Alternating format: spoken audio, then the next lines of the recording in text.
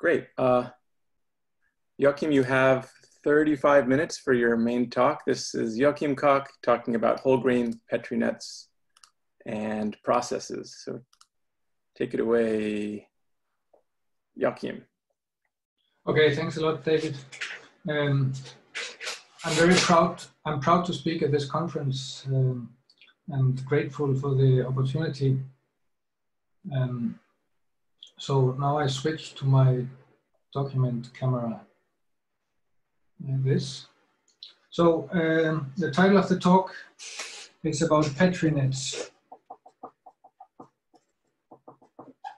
And since I have to modify the definition of Petri nets a little bit, I put here an adjective. I call them wholegrain Petri nets. And I'll be interested in their processes.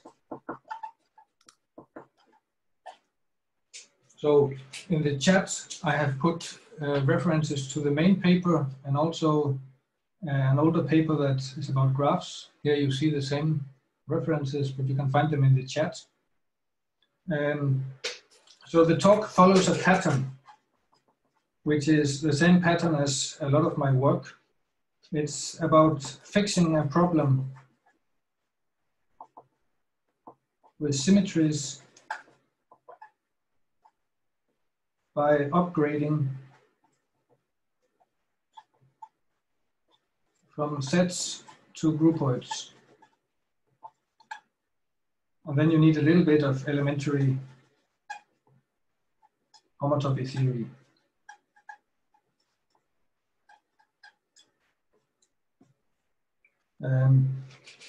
So I will start with the classical theory of Petri nets and then explain you why you get to this problem with symmetries, and then explain how I propose to solve this problem.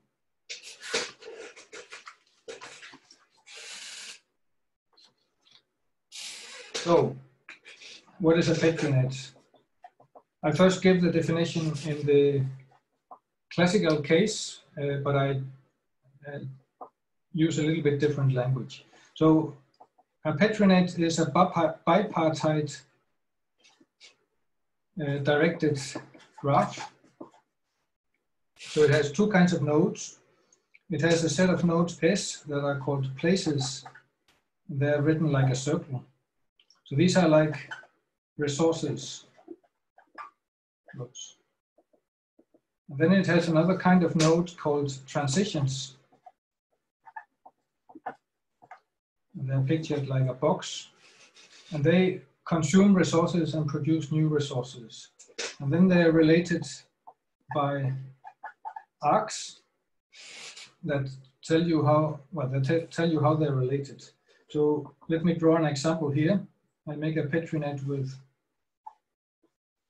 3 places and 2 transitions.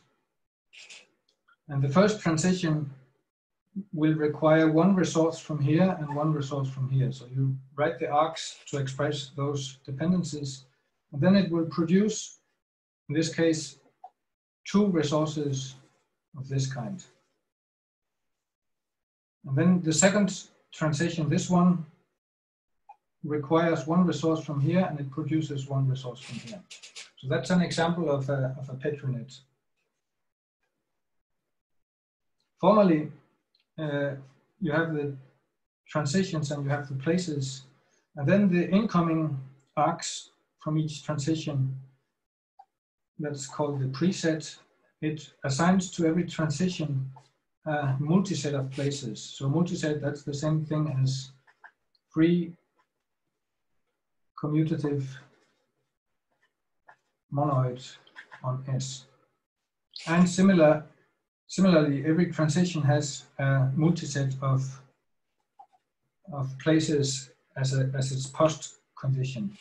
So that's one definition of Petri net. It's 2 sets S and T, and then it's 2 maps into the pre-commutative monoid on S.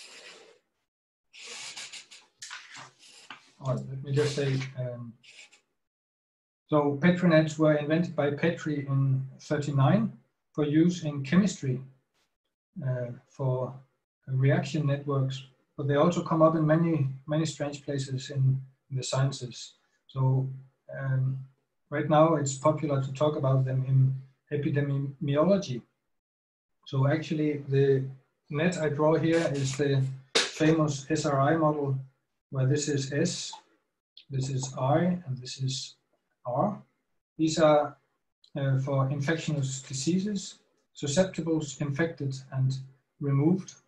So this first transition happens when a susceptible meets an infected here, and then two infected persons come out. And the second transition is just when an infected person recovers. So that's very actual. They also come up in industry in connection with production and business models. But the main motivation for what I will talk about here is how they arise in computer science, where the role is to model concurrency. So let's talk about the token game.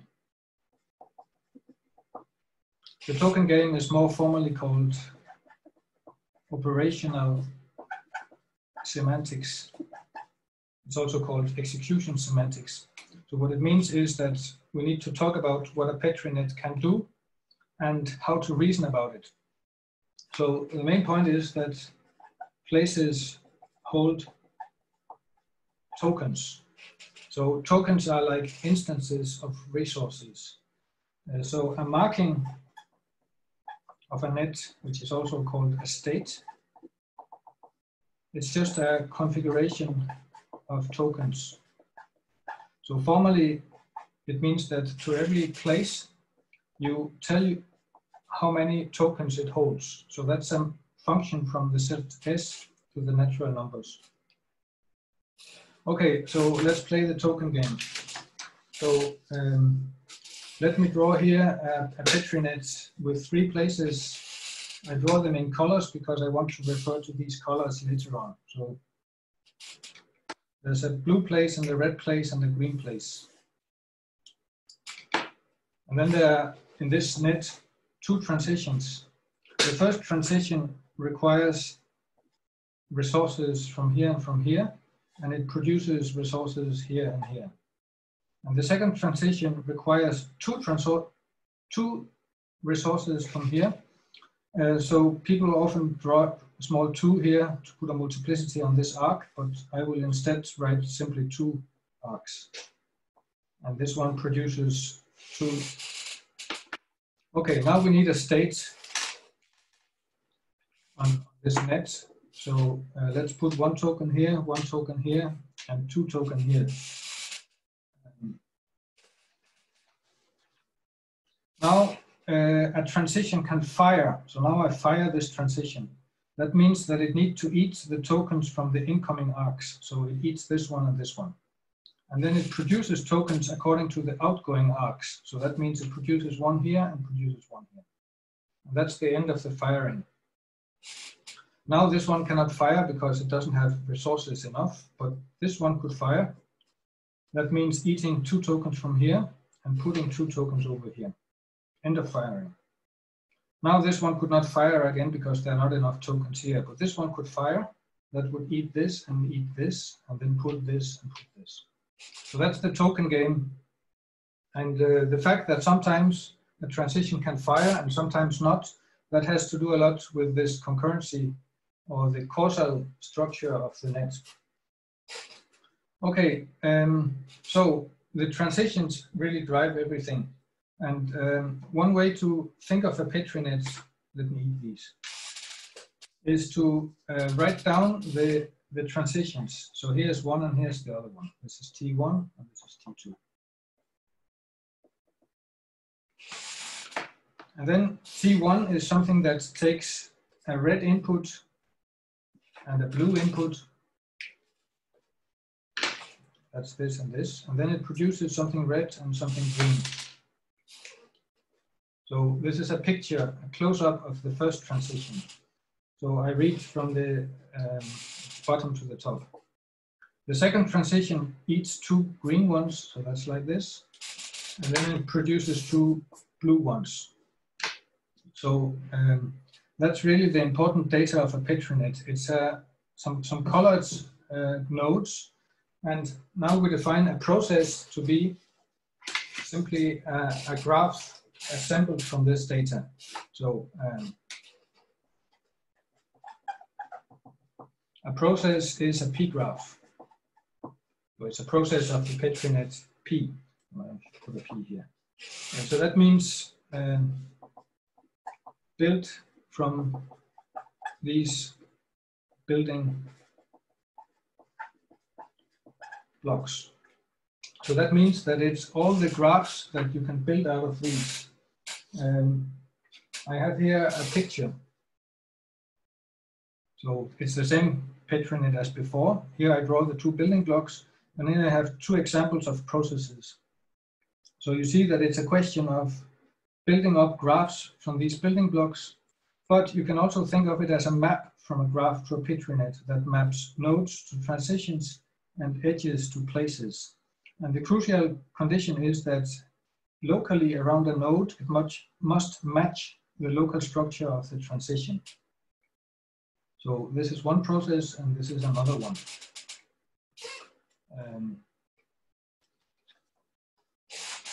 So this is essentially Goltz and Reisig in '83. I say essentially because the language is a little bit different. They talked about certain bipartite posets where at the moment I'm a little bit vague about graphs, but I will come to a very formal definition. But actually Petri himself also considered this in the 70s. I'm not completely sure, but in the 70s he had something like this. Let me make a new sheet. So this is like geometric semantics. There's also an algebraic semantics. So here it was about p-graphs. Here it's about free symmetric monoidal category on P. So what does it mean? Well, it means to take these pictures seriously and generate a free symmetric monoidal category. So its object sets will be all this possible multi-sets of these colors. So that's the free commutative monoid on the set of places. And then you generate a symmetric monoidal category, in fact, a symmetric strict monoidal category out of these building blocks, according to the rules for symmetric monoidal categories. So this is what Meseguer and Montanari did in 90. Okay, so now we have two semantics, a geometric one using graphs and an algebraic one in terms of free symmetric monoidal categories. So one should think that those should be in a close relationship, because we should think of the graphs as a string diagram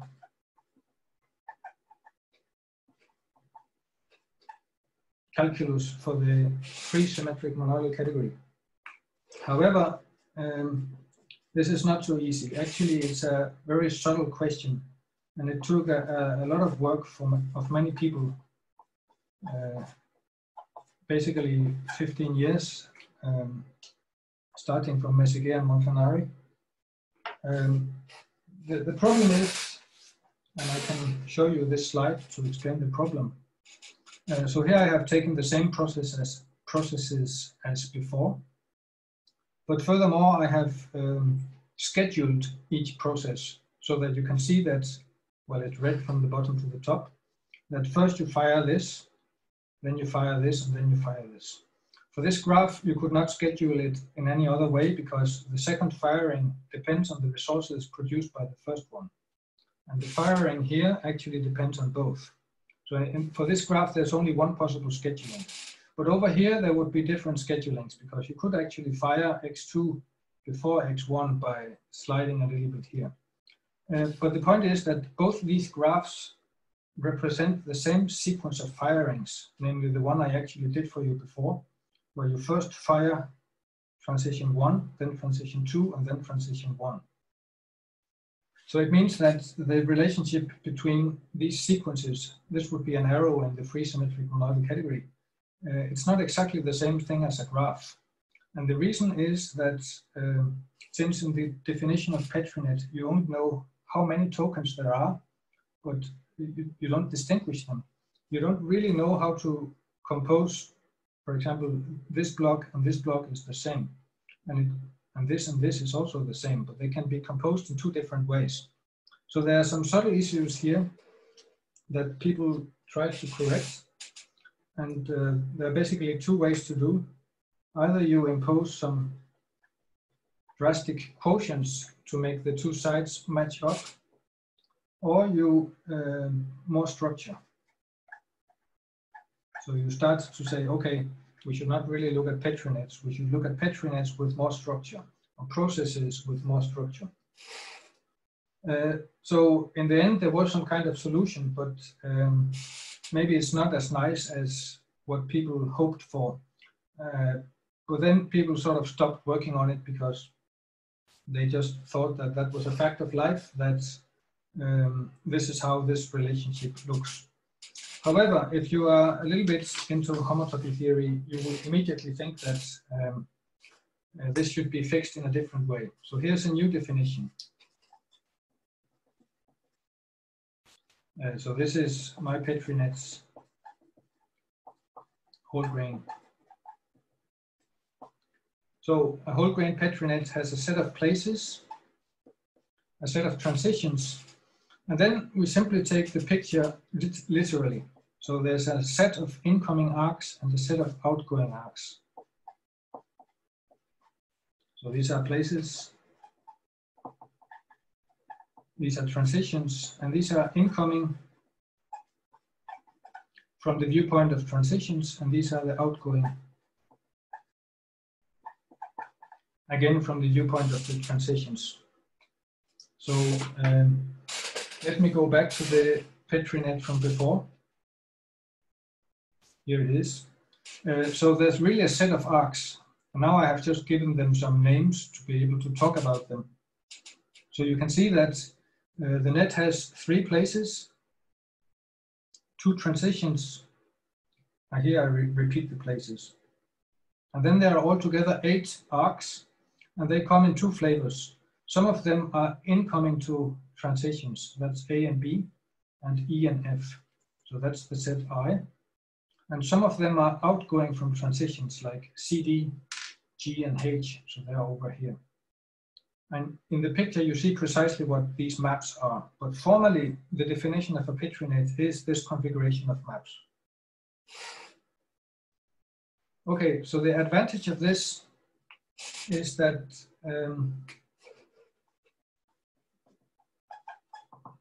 we now have sets instead of numbers. And that allows us to keep track of symmetries. So a marking is now, well, before it was a multiplicity function, assigning to every place its multiplicity.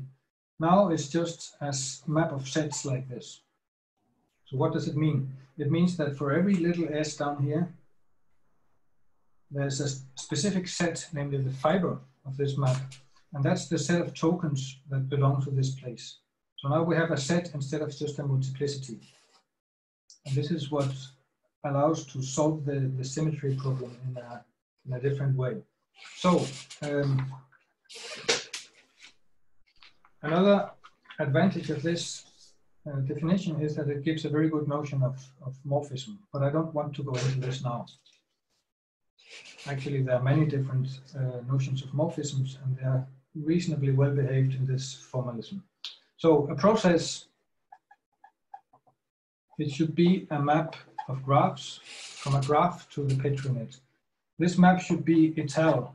So now I have to say what it means to be, well, first I should say what it is to be a graph, and that's where my old paper comes in, and then what it means to be ital. So a graph is a set of edges, a set of nodes, and then again we put the incidences here. But now there's a crucial condition, namely that these maps should be injective. What does it mean? It means that an edge is outgoing of a node in at most one way. In other words, an edge is outgoing from at most one node. That's what this injectivity means. And similarly, an edge is incoming to at most one node.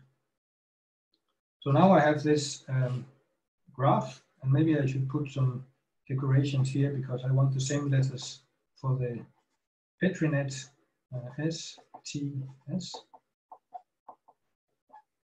So now I can say very precisely what a map of graphs is and what it means to be ital. So it should send nodes to transitions, edges to places.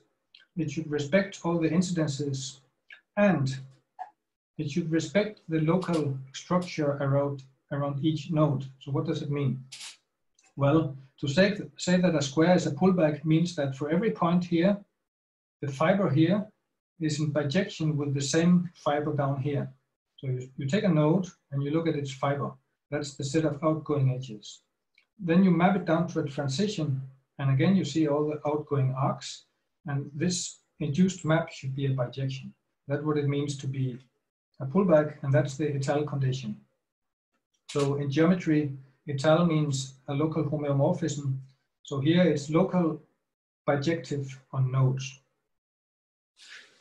So the notion of ital also matches the axiomatic notion of ital maps by Joyal and Moerdijk from the 90s. So there's a whole lot you can say about graphs in this formalism, and I refer you to my paper that I listed in the chat. So one very nice thing about this, so this is directed, and it's also open.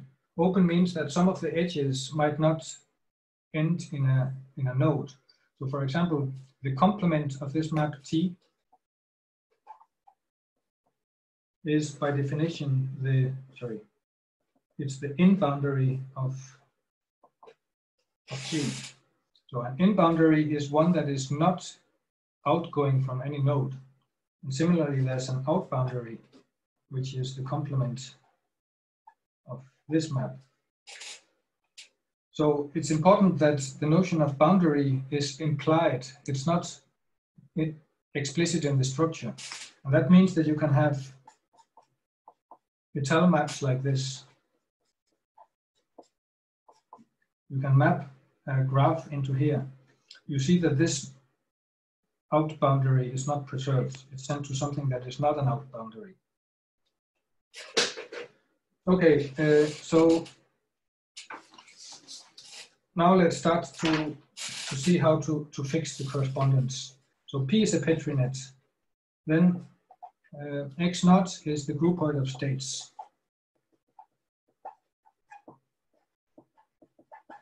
Remember that states now are explicit sets of tokens, so they form naturally a groupoid. I already said that a process is an ital map from a graph to the fixed Petri net, and we define X1 to be the groupoid of processes. So formally you can write this down. So there's a map of graphs and their isomorphisms, and you take the comma category over P. That refers to the ital maps that I explained here. Okay, we want to assemble all this into a category, and we already have the following. We have the groupoid of states, we have the groupoid of processes, and then every process has an in boundary, and that's a state, and it also has an out boundary. So maybe I call this S and T. And I also want to start using simplicial notation. Then this is D1 and this is D0. So we want to assemble this into a category. So this should be the start of the nerve of a category. So now it's a nerve in groupoids. So what we really want is we want a category in groupoids. So how to compose? Well, first of all, what should composability mean? Well, if you have an element here that's a process whose out boundary is a certain state, and you have another process whose in boundary is that state, then we would like to compose them. However, we're more interested in states up to isomorphism, because now we have a whole groupoid of states. So we don't actually want them to match on the nose. We want the following configuration. We want a process down here. We want a process here. And then we want an explicit isomorphism between the out boundary of the first process and the in boundary of the second process. These assemble into a groupoid, and that groupoid is precisely the homotopy pullback. So it's written like this. It's the homotopy pullback. So the homotopy pullbacks are precisely weakly composable pairs of processes. And this is what we will actually be allowed to compose. And it fits into a weak category object. So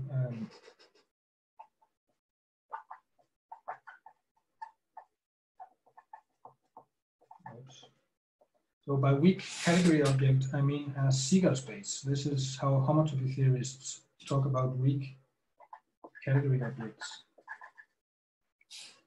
And what is a Siegel space? It's a simplicial, well, in this case, it's just a simplicial groupoid. So it's a contravariant functor from the category of finite non-empty linear orders and monotone maps into groupoids. And I already told you what x0 and x1 are. Now I define xk. Xk is the groupoid consisting of, well, first of all, processes of P, but now it should be leveled. And leveled means that there should be a monotone map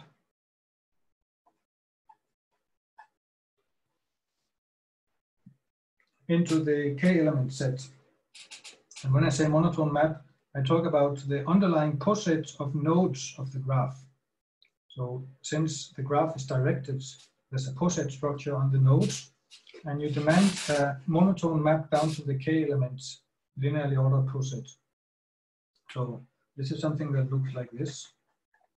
If here is, well, I always draw the same graph, but you could level it over k equal to 3 by calling this layer 1, layer 2, and layer 3.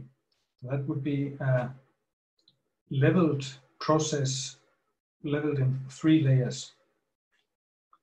Now, the face maps of this simplicial object are now clear because you can join layers or you can project away the outer layers. So altogether you get, I have it here. Altogether you get a simplicial groupoid.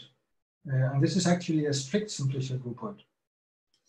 And the point is that there's an equivalence of categories. So if you take a process layered into k layer, you can project those layers. And this lands actually in the homotopy pullback. And the point is that this is an equivalence. That's what it means to be a Siegel space. So the first theorem is that x dot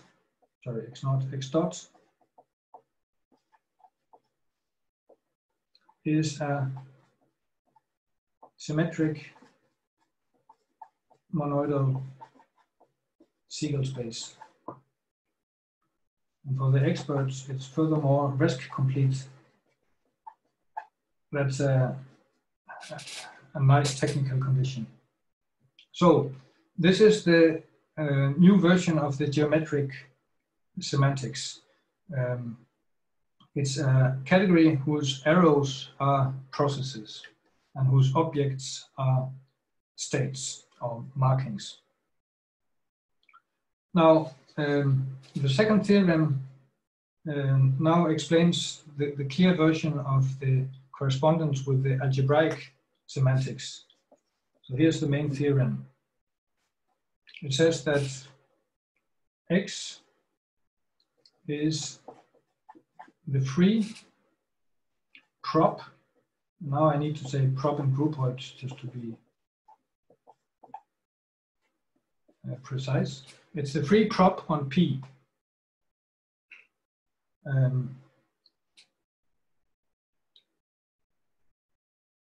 So I will spend the last 5 minutes, yes, I'll spend the last 5 minutes explaining what is the free prop on a Petri net.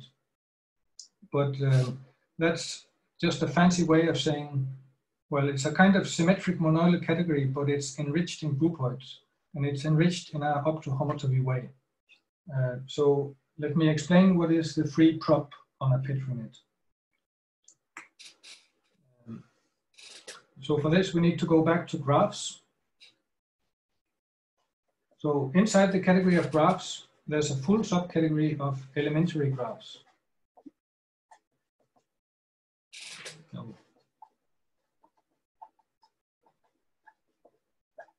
The elementary graphs are the unit graph, which is the graph without any nodes.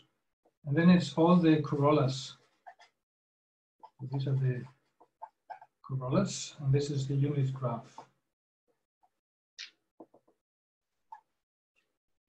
So if this has M incoming and M outgoing, I will denote it like this. So that's a full subcategory inside the category of graphs. The point is that the category of graphs has certain colimits, and it's easy to see that every graph is canonically the colimit of its elementary subgraphs. So maybe I should write that. Every graph is the colimit of its elementary subgraphs. And this features in the next definition, which is the notion of digraphical species. So digraphical because it's about directed graphs. Species is in the sense of combinatorics, meaning structures. So it's just a presheaf on elementary graphs. And since we're working with groupoids, we take groupoid valued presheafs. Now, the fact that every graph is canonically the colimit of its elementary subgraphs means that these presheafs can also be described as sheaves on graphs for the étale topology. There are those valued on graphs that can be reconstructed from their elementary graphs. So that means that when we have such a digraphical species, it can be evaluated not only on elementary graphs, but you can actually evaluate it on all graphs by a limit formula.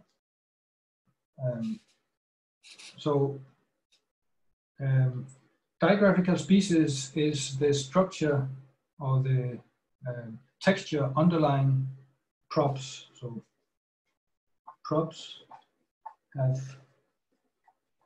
underlying digraphical species. And the free prop monads, I will describe the free prop monads now. So here you start with presheafs on elementary graphs. Then there's a free prop monad. And it does the following. First I should say, okay, sorry. So maybe I have place here. So every Petri net defines canonically a digraphical species, namely the presheaf that takes an elementary graph and then returns the groupoids of all maps from E into P These are etal maps in the category of Petri nets that I didn't explain so clearly, but every Petri net gives a digraphical species.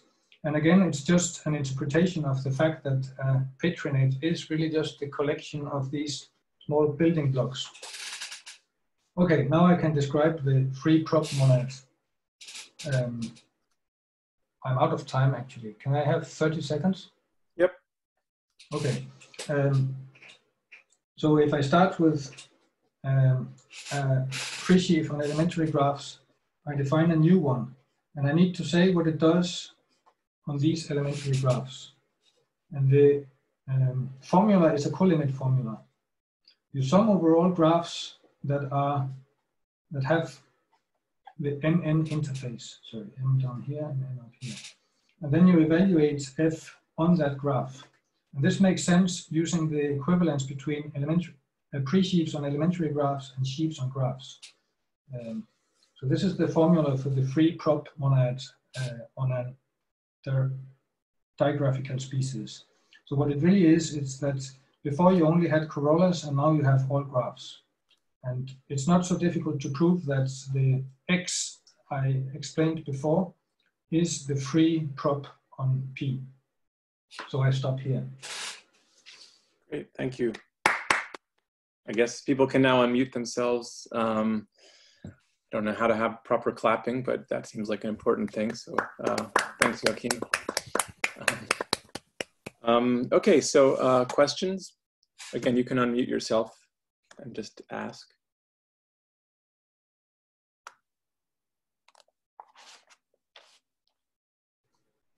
Maybe I'll start off with one. So is it the case, maybe I didn't quite understand, Joachim, but is it the case that because X naught is a groupoid, does that mean that you can decide for yourself how interchangeable the tokens are? Like these tokens I can interchange or these tokens I can't, or is it the wrong place for that? Yes, so if you want to compose two processes, you need to also provide the identification of the in boundary of the second one with the out boundary of the first one. And once you have made that identification, it's like you compose three things, namely the two processes and the identification you make in the middle. Right. And that identification is taking place in X naught, the groupoid. That's right. So I have a complete control over which tokens are interchangeable and which ones aren't, and how they. Yes. So that's very, very nice. In Petri nets, you talk about two semantics, the individual token philosophy and the collective token philosophy. And this is really an implementation of the individual token philosophy. But you can take pi naught in the sense of homotopy theory whenever you want, and that is precisely to identify isomorphic configurations of tokens. So you can revert to the collective tokens approach when you want. Oh, that's really, really nice. Other questions? There are questions, but apparently people have trouble unmuting themselves. Can you free them again? Allow. Yep, they should be able now. Sorry about that. Hello, can you hear me? Yep. Yeah. Yes, we can. Thanks for the talk, Joachim. That was very nice. So an important thing about props is that the inputs and the outputs of all your generators have unique identities, which normally is kind of handled by the ordering. But I guess you're doing something sort of more homotopy flavored than that. Is that right? I'm not sure I understand this, because usually the object set of a prop should be the free commutative monoid on a set. Yeah, that's right. But for instance, if I look at a certain prop, I can have the prop which has a generator in it, which is like a non-commutative multiplication, right? Which takes two inputs and it produces one output. But I still need to kind of treat the left input differently from the right input, and that's what I mean in the sense that they have their own identities. Yes. So here they have their own identities, but they also have the ability to switch. I mean, that's built into the fact that X naught is a groupoid, not just the same. So it is a little bit richer than a usual prop in the sense of my plane. It's a prop in Groupoids.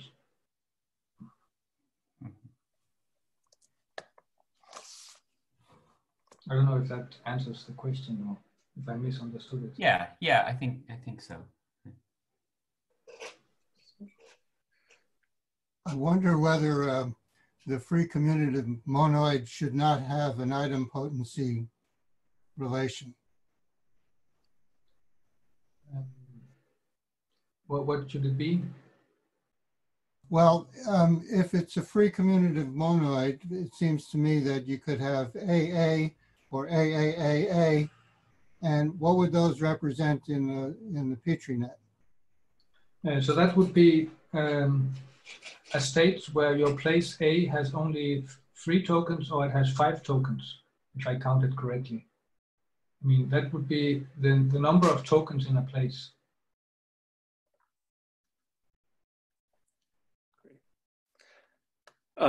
Right, so I think we should stop here and take the 5-minute break. And thanks again, Joachim, for the great talk. Thanks.